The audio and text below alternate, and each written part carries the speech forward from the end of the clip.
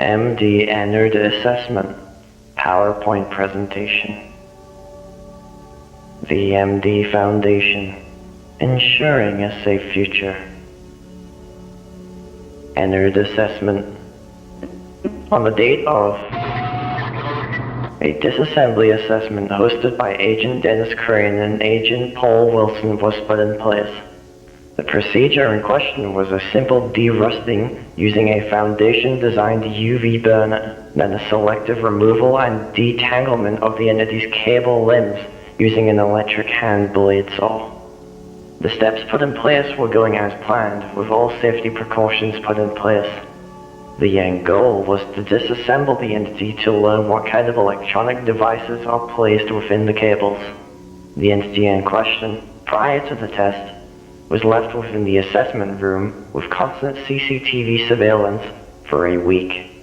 The footage captured proved that the entity was offline and had shown no signs of consciousness, thus allowing the Foundation founders to approve the test. After the de-rusting was complete by Agent Paul Wilson, an electric hand blade saw was activated. Moments after the saw had pierced one of the metallic cables, the entity immediately became active and pierced its sharp metallic tendril through the agent's abdomen. The shock was suspected to have killed the agent relatively quickly. Upon incident, the agent fell to the floor. For the remainder of the test, the entity can be heard attempting to carve out Agent Wilson's internal organs. It is suspected that this entity was trying to climb inside him, to which it failed. Due to not having access to the remains of the agent, it is difficult to get a clear image on what the entity was trying to achieve. The state of Agent Wilson's remains are unknown. Added log. Entity negotiation. Only hours later, Agent Dennis Crane was set with the task of communicating with the entity, with hopes of creating negotiations that could give answers and perhaps prevent a large-scale security breach. Agent Crane successfully managed to negotiate with the entity. Upon doing so, we gathered a large range of information within a short period of time. The entity has a name, Ennard. The entity has had prior contact with William Afton. The entity has an obsession with flesh. The entity described death as a song following William Afton. The entity is intelligent. The entity has a short temper. Upon ending negotiations, Ennard allowed us to enter the room with no hostile intent.